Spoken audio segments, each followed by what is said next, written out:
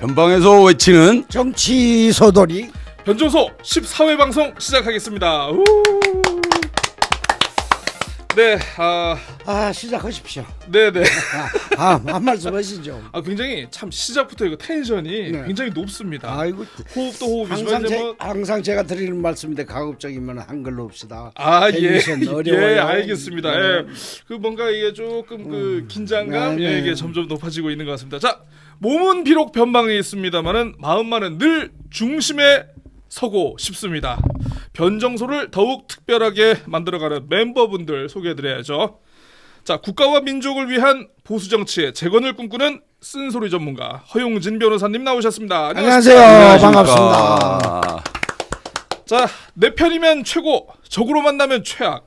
다투면은 양보가 없지만 뒤끝도 없는 모난돌 문윤택 민주교육연구원 부원장님 함께하고 계십니다. 안녕하십니까? 안녕하십니까. 안녕하세요. 반갑습니다. 네, 변정소를 진행하고 편집하고 있는 저는 유사 언론인 시사 팟캐스터 고칼입니다.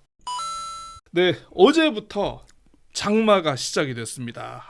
참 어떻게 날씨가 이렇게 하루 전만 해도 굉장히 화창하고 맑았다가 이게 마치 거짓말처럼 장마 시작 딱 한다고 하니까 정말 비가 정말 아주 그냥 난리가 아니게 내렸는데, 두 분은 올해 장마 좀 어떻게 지금 느끼고 계시는지?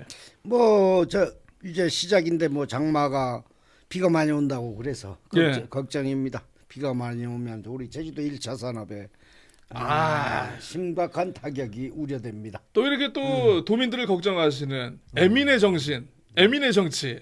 이거 동네 살다 보면 그 정도 걱정은 해줘야 되지 않습니까? 교수님 어떠십니까? 네, 변호사님께서 도민 걱정을 하셨으니까 저는 주당들 걱정을 좀. 주당들 걱정. 비 오면 막걸리 생각이 나는 우리 주당들. 낮술을 조심합시다. 낮술을 조심해야 됩니다. 예, 다 그런 이유가 있죠. 네, 예, 비 교수님이 오면 저 얘기를 땡기는 하시는. 막걸리와 파전 이거 조심해야 됩니다. 그래도 그 두 분은 또 이제 나름대로 파전하면 대파 얘기 안 오나요?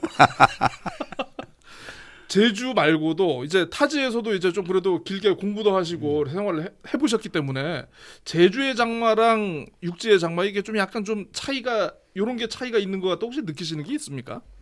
예, 제가 그동안 느꼈던 거는 서울 중심으로 이 중부권 장마는 집중호우. 집중호우. 여기 우리 제주 장마는 질질 끄는 장마. 끄는 장마. 그러니까 제주도 말로 축축 내리는 비가 장기간 이어진다. 치닥치닥. 그러니까 습도가 많아진다. 그렇습니다. 그래서 육지하고 좀 그런 점이 다른데, 지금은 이 기후 변화에 의해서 제주도도 집중호우가 그렇습니다. 내리는 이런 형태로 바뀌어가고 있지 않나, 이렇게 조금 느끼고 있는데, 기상학자가 아니라서 그 정도 느낍니다. 그러니까 저희 이제 변정소를 이제 좋아해 주시는 분들께서도 이제 특히나 이제 다른 지역 분들도 많이 계시긴 합니다만은, 저희는 또 이제 제주에서는 장마하면은 제주 자체가 이제 구조가 물 빠짐이 좋은 구조에다가 또 이렇게 지질도 물 빠짐이 좋은 지질이기 때문에 사실 장마에 따른 피해는 좀 크다고는 할 수는 없죠, 우리 제주는. 이게 문제는 아까 변호사님도 말씀하셨지만 중부지방 같은 경우는 집중호우로 인해서 강남 지역에 그렇죠. 물이 안 빠져서 이제 그런 문제가 있는데, 제주도는 바람을 동반해서 이게 집중호우와 더불어서 바람까지 겹치니까 거기에서 오는 피해들이 농작물도 그렇지만 기타 간판 날아다니고 이런 가로수 뽑히고 이런 것들이, 그런 것들이 걱정이죠. 사실은 태풍이나 장마나 별로 큰 차이가 없게 느껴져요, 사실은. 왜냐하면 바람이 있기 때문에. 그렇죠. 맞습니다. 제주에서 느끼는 장마와 다른 지역에서 느끼는 장마, 혹시 여러분들은 또 어떻게 생각하시는지 한번 들어봤으면 좋을 것 같습니다. 저희가 변정소 14회 녹화를 하는 오늘이 이제 6월 21일인데요. 오늘 국회 법사위에서 최상병 특검 입법 청문회가 열린다라고 합니다. 그래서 주요 증인들은 참석을 하지 않을 것 같은데, 아마 이제 또 언론에서는 여기서 또 이제 박정훈 대령의 멘트 하나하나가 또 이게 또 큰 뉴스가 되지 않을까, 이렇게 기대를 하고 있는 분위기인 것 같고요. 그리고 다음 달 23일 이제 국민의힘이 이제 전당대회 일정이 잡혔습니다. 후보군들이 지금 윤곽이 이렇게 나오고 있는데, 어대한 네, 한동훈 전 비대위원장의 당대표 유력설에 이어서 아이고 참나 어제 뉴스를 보니까 두 분이 좋아하시는 이제 원희룡 전 국토부 장관께서 또 출마 선언을 또 하셨더구만요. 뭐 전날 윤 대통령을 만났다. 뭐 이런 보도도 있는 것 같은데 여기에 더해서 이제 뭐 나경원 의원 그리고 이제 윤상현 요번에 오선 되셨죠. 요렇게 나오고 있는데 특히나 이제 우리 이 좌용진님께서는 감회가 좀 남다르지 않을까 싶은데 요 이름들 하나씩 보면서 나경원 의원이 출마 선언을 했나요? 할 것 같습니다. 예. 안 할까요?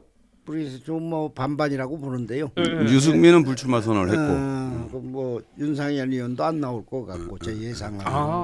그렇다면 구도가 원한 관계가 된다. 원한. 원한 관계. 원한이네요. 이게. 원한이죠. 원희룡과 한동훈이 관계. 그 대중적 인기가 좋은 우리 누가 좋습니까? 한동훈 전 비대위원장. 그렇죠. 한동훈 비대위원장이 뭐 무난히 되지 않을까? 그런데 그 전략으로는 제가 보기에는 제가 만약에 원희룡 장관 측 책사였다면 일단 뭐 나경원 후보를 참여시켜서 일단 결선 투표를 가는 그림을 만들어라. 그래. 1차에서 50% 시키고 그러면 또 반전이 일어나니까 그래서 결선 투표에서 박빙의 승부로 이끌어가는 그런 전략을 쓰지 않을까. 변호사님은 그래도 두 분 다 잘 알고 있으니까 개인적으로 누가 되길 원하십니까?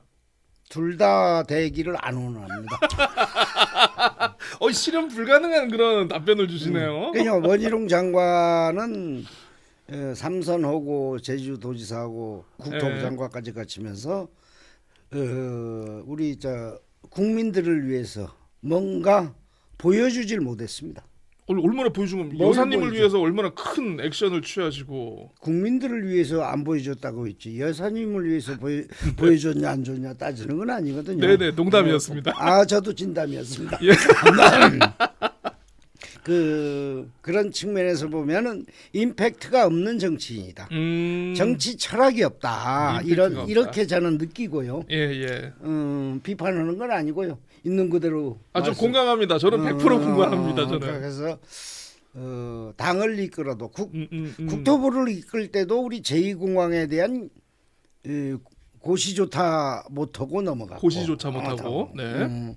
제주도지사 있을 때도 우리 제주 경제를 일으키려 하는 비전을 제시하지 못했고 국회의원 할 때도 소장파 세 글자 외에는 아무것도 국민들한테 심어준 바가 없다.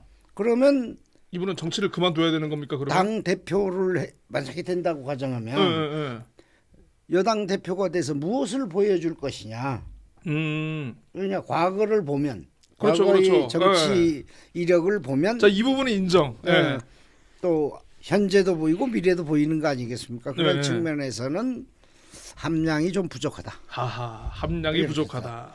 그다음에 뭐 한동훈 전 장관 측면에서 보면은 총선을 거쳐 총선 책임론을 논하고 싶은 건 아니고 총선 과정에서 한동훈 그 당시 비대위원장이 보여준 게 없다. 정치인이 보여준다는 거는 미래의 희망을 보여줘야 되거든요. 그렇죠. 미래 비전. 아무것도 없다. 셀카 놀이만. 과거에 매몰돼 있었다.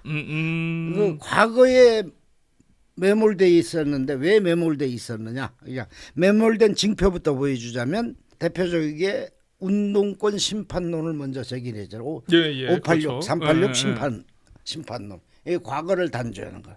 이거는 본인이 직업적 캐릭터에서 나온 것이다. 법조인은 과거를 판단하는 거거든요. 지나간 현상을 판단하는 거라고. 알겠습니다. 좀 짧게. 그러니까 정치 현상도 지나간 걸 놓고만 얘기했고 여기를 토대로 해서 앞으로 어떻게 하겠다라는 걸 보여줘야 되는데 그런 그림이 전혀 없었다.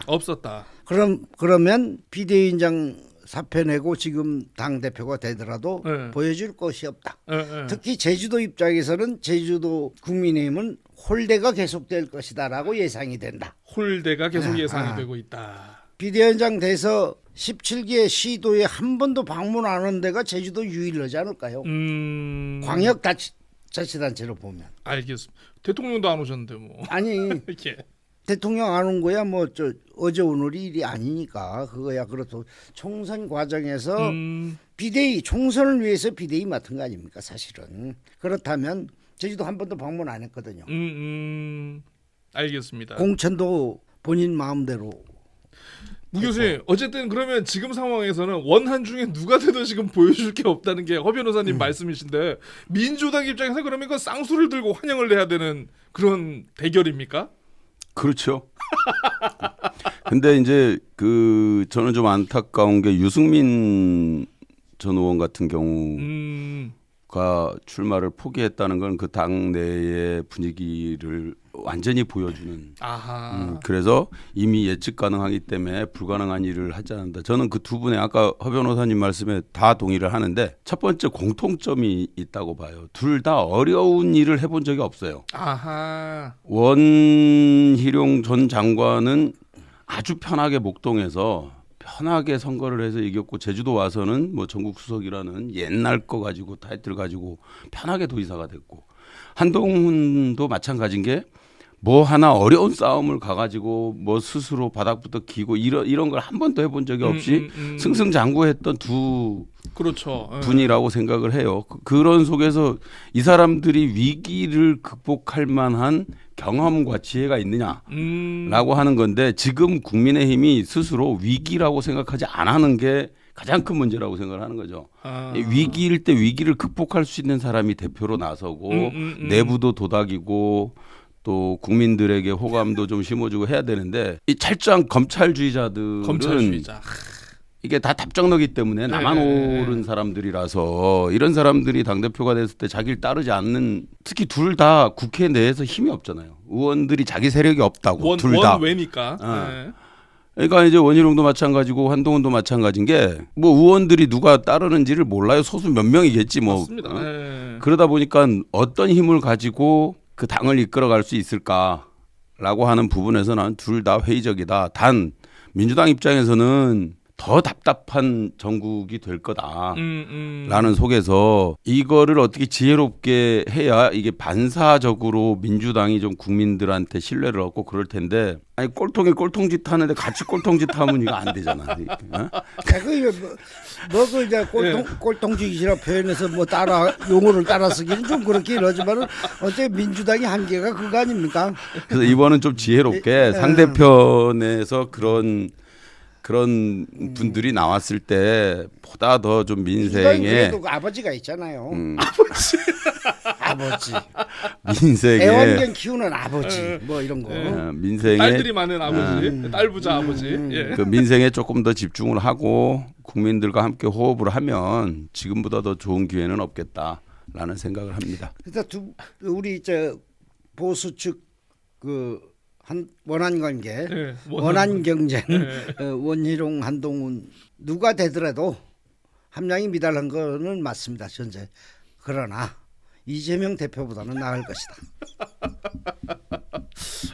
뒤끝이 있으십니다. 아니 그냥 공평하게. 공평하게. 알겠습니다. 우리 참고로 허 변호사님은 이제 당적이 없으십니다 지금. 당적이 없으시기 때문에 좋습니다.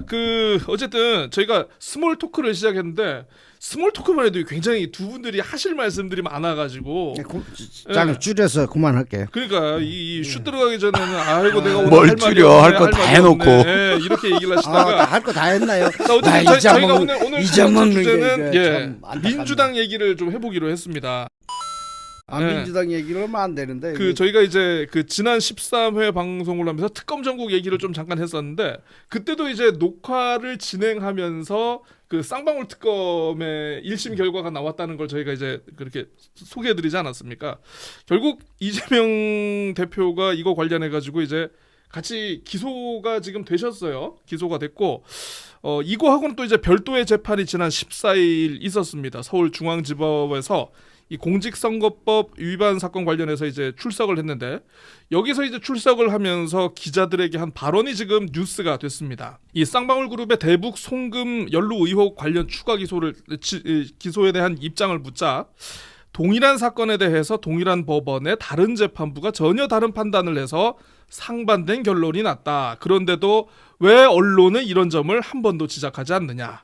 진실 보도는커녕 마치 검찰의 애완견처럼 주는 정보를 열심히 받아서 왜곡 조작하고 있지 않느냐. 이렇게 불만을 제기를 했습니다. 먼저 이 대표의 이런 불만 적절한 비판이었습니까? 언론에 대해서? 아주 적절하고 아주 합리적인 비판이죠.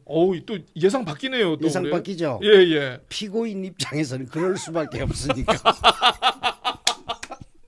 피고인 입장에서 피고인은 일반인하고 좀 달라요 입장이. 자기의 사정이 있으니까. 그러니까 자기의 사정이 있으니까. 주로 변명을 하려면 말이 안 되는 얘기만 하잖아요.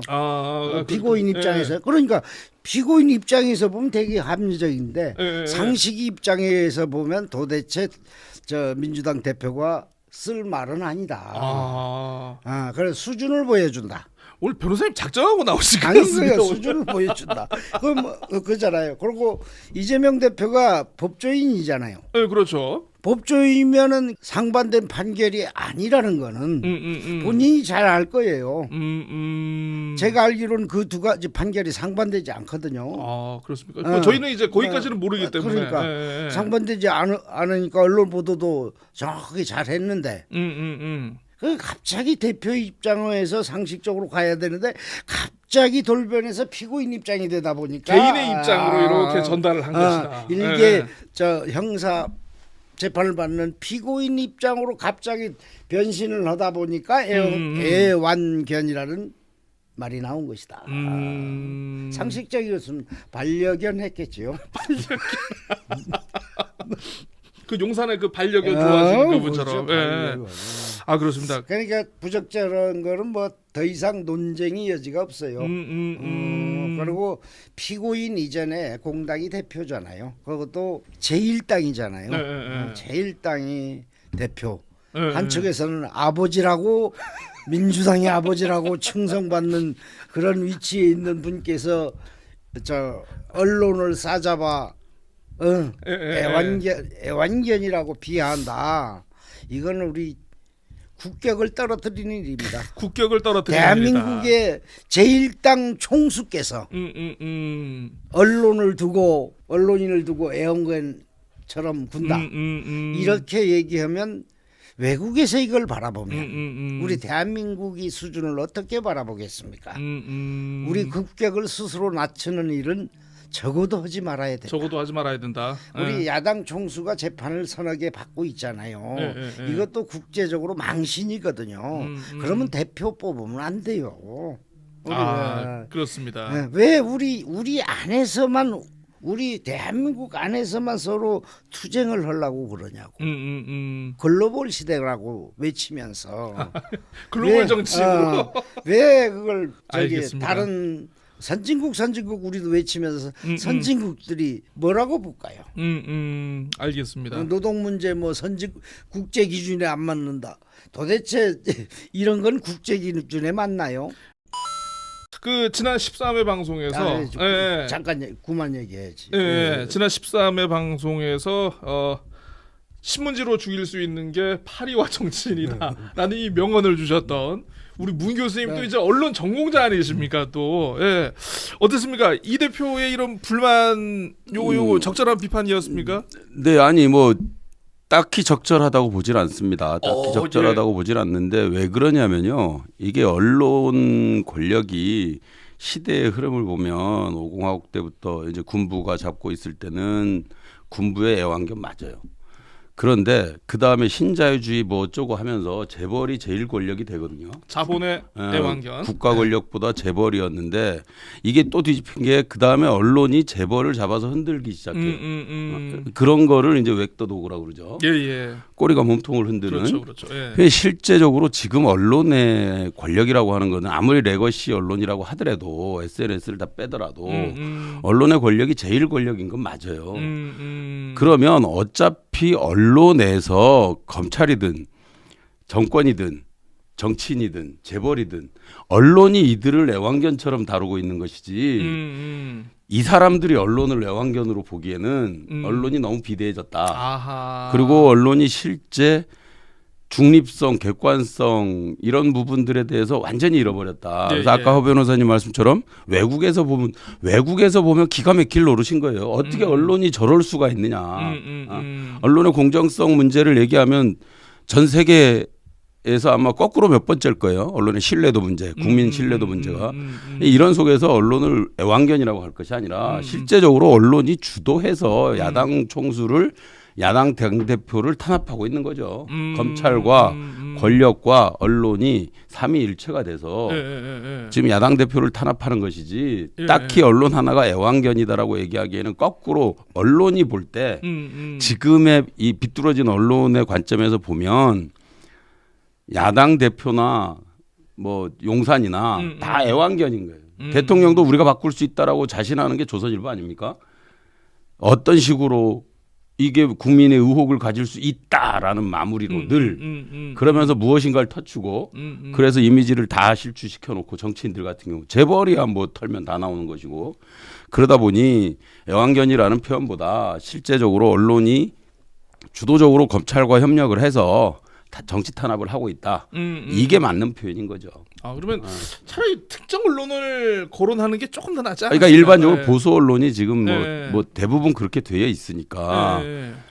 뭐 지금 박민의 소리나 YTN 뭐 누구의 소리나 지금 MBC 혼자 이제 임기 다 돼 가지만 MBC 혼자 그러고 있지만 신문도 마찬가지잖아요. 근데 한겨레 경향이나 이런 진보적인 신문들은 진보 정권일 때도 정권을 견제해요. 비판하고. 맞습니다.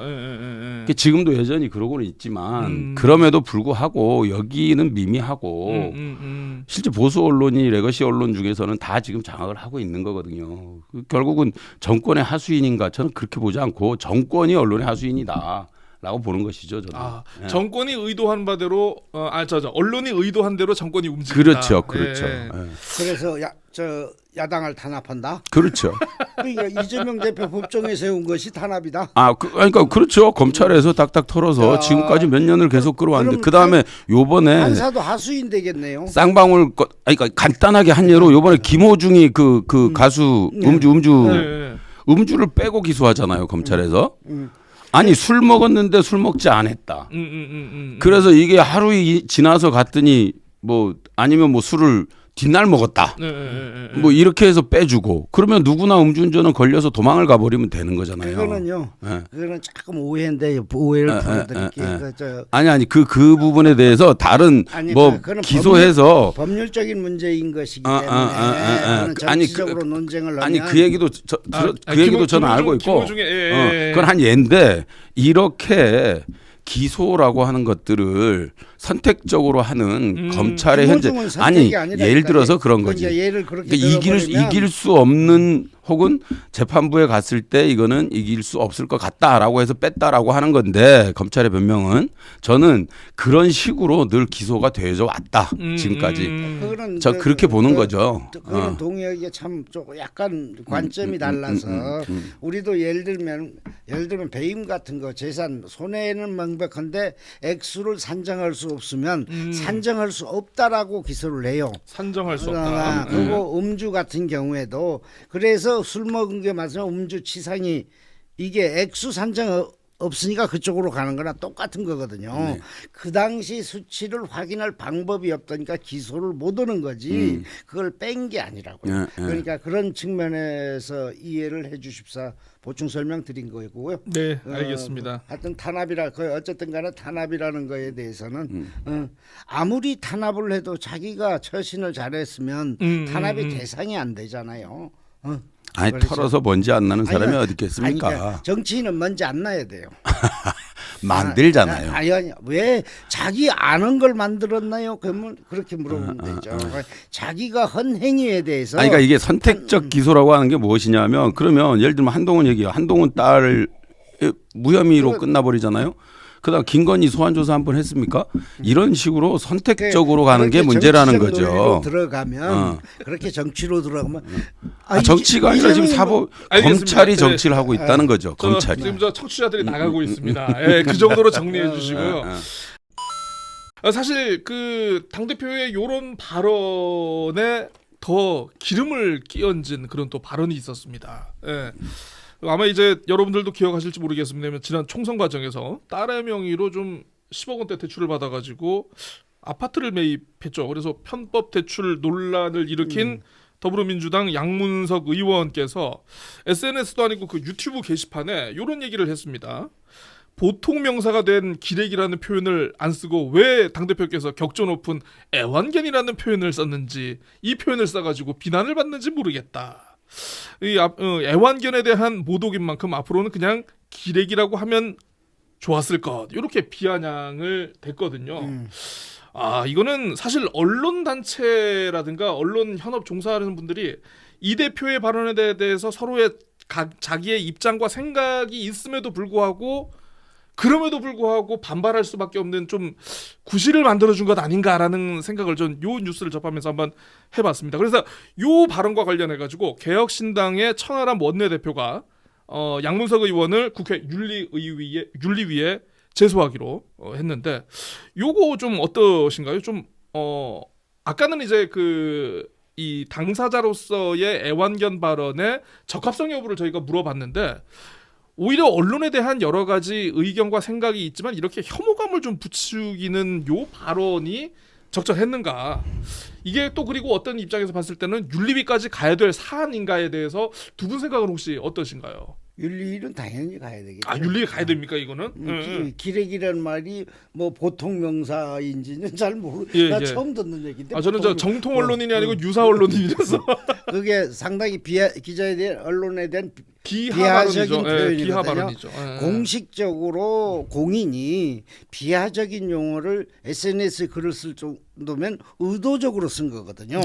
의도적으로 실수해서 비하적인 용어를 잠깐 실수할 수 있는 경우에야 뭐 윤리까지 갈 거고 사과 받으면 되겠지만 정정하거나, 이거는 SNS에 썼다고 한다면 의도적으로 쓴 용어잖아요. 비하한 용어를 의도적으로 쓰면 당연히 국회의원의 비하와 모욕의 의도가 있는 거죠. 품격을 떨어뜨리는 거죠. 당연히 윤리위 가야 된다. 이건 애완견이라는 용어 쓴 거하고는 또 다른 측면이거든요. 단적으로 그냥 비유법으로 말하자면 민주당의 의원들의 품격을 대변했다. 품격. 그렇게 국민들이 바라보지 않을까요? 뭐 더 이상 뭐 보충 설명하고 싶지는 않습니다만은, 그러니까 품격이 있어야 돼요, 국회의원. 품격이. 저는 양문석 의원이 언론학자예요. 언론학 전공했고, 네. 시원하게 잘 언론학 박사이고.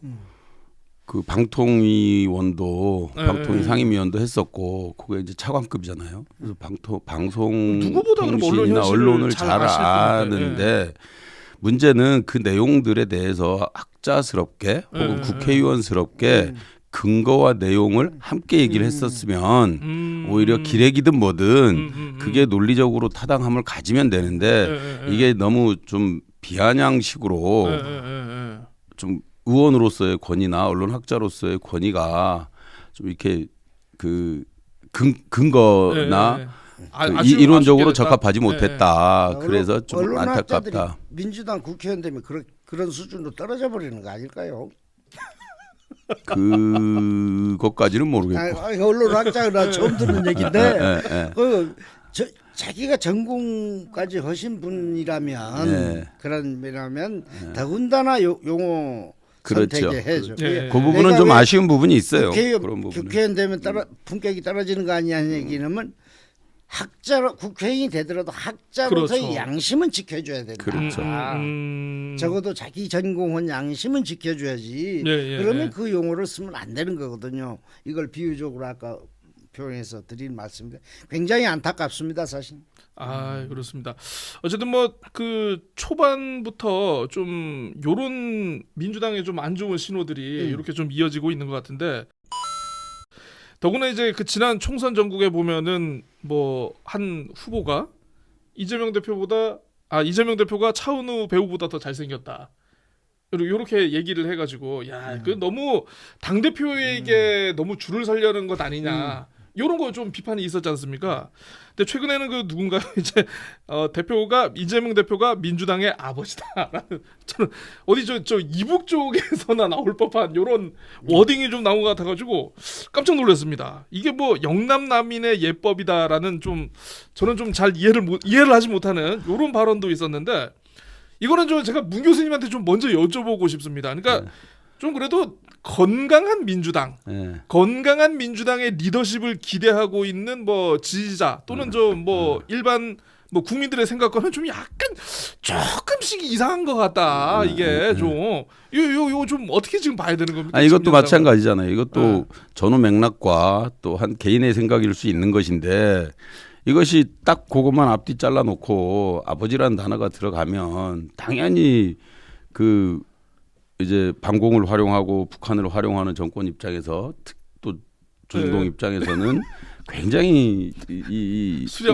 우려먹기 좋은 건데 그거를 굳이 그런 식으로 보도할 필요가 있었는가? 그게 이제 자꾸만 이 사회가 지금 대통합으로 가야 되는 판에 그 몇몇 개인의 생각들을 가지고 자꾸만 이슈화를 시키면 그러니까 자꾸 이제 서로 반목하게 되고 그러니까 언론은 자꾸 이제 불신을 받게 되는 거잖아요. 좀 이제 이게 공익적인가 아닌가. 그다음에 국민 대통합에 도움이 되는가 아닌가. 그다음에 여론 형성에 도움이 되는가 마는가라고 하는 부분을 언론이 좀 고민을 좀 하고 보도를 했으면 좋겠다라는 생각이 듭니다. 사실 언론 입장에서 좀 약간 뭐 이슈가 있거나 그러면 똑같은 사안이라도 기왕이면 이걸 좀 읽히게. 그러니까 그래서 자꾸 경성화가 되는 게 큰 문제 아닙니까? 언론이 자꾸 옛날 썬데이서울식으로 가고 있는 게 문제인데 그런 부분에 대해서 언론인으로서 좀 기본 자질과 내용들을 가지고 그 언론, 그러니까 저널리즘에 좀 입각한 보도들이 좀 됐으면 하는 아쉬움이 있는 거죠. 네. 저는 뭐 그 언론에 대해서는 문외한이라 잘 모르겠는데 그냥 상식적인 입장에서 바라보면 그 말씀에 약간 뉘앙스가 달리 말씀드리고 싶은 부분이 있는데 언론의 보도가 적절한 것이냐 아니냐를 떠나서 일단 정치인이 품격에 대해서 비판해 주는 게 언론이 사명이라고 저는 알고 있거든요. 그렇다면 맥락을 떠나서 우리가 혐오적인 표현이라든가 아주 일반인이 납득하기 어려운 용어, 아버지 무슨 민주당의 아버지라든가 뭐 기레기라든가 그다음에 무슨 뭐 언론이 애완견 노릇을 한다거나 이런 용어를 쓰는 이 품격을 언론이 비판을 해줘야 된다 하는 측면에서 보면은 어떨까? 그런 점에서 굉장히 아쉽다. 일단 정치인들이 품격이 없다. 그러면 민주당의 이재명 대표가 민주당의 아버지라면 김대중 대통령은 할아버지인가요? 이게 뭐냐면 김 누구요? 김대중 대통령 할아버지인가? 중조 할아버지인가? 그러니까 이런 식으로 정치를 희화화시키면 누가 품격을 기대하고 누가 거기서 민생을 기대하고 우리 사회 발전을 기대하겠느냐 이런 측면에서 진짜 고민이 없는 게 민주당 같다. 좀 고민해 주십사 부탁드리고 싶습니다. 정중하게. 아니 가끔 이제 그 문화적으로 보면은 그러니까 특정 인물을 뭐 어느 분야의 아버지, 어느 분야의 어머니라고 이렇게 비유를 하는 경우는 있지 않습니까? 근데 사실 이번에 그 이재명 대표는 민주당의 아버지라는 발언은 그런 어떤 문화적이나 정치사적인 맥락에서 좀 이해하기는 좀 굉장히 어려운 도대체 생뚱맞잖아요. 좀 그런 측면이 좀 있었던 것 같습니다. 당이라는 게 전공 아니잖아요. 그러니까 이게 어떤 무슨 뭐 문화사적으로 봐야 될 그런 것도 아닌 것 같고. 목이 많이 타시군요. 건국의 아버지면 뭐 말이 될지 몰라요. 건국의 아버지 하면 또 이제 민주당에서 또 뭐라고 하지 않습니까? 뭐라고 하는데 또 민주당의 아버지는 아무렇지도 않고 변명을 한단 말이지. 이게 진짜 이중. 아이고, 네 그렇습니다. 그만하시죠. 네, 첫 번째 주제는 요 정도로 하고요. 자기 할 말 다 하고 그만하시죠. 죄송합니다. 네, 뭐 하실 말씀 아닙니다, 아닙니다. 자, 두 번째 주제로 넘어가 보도록 하죠.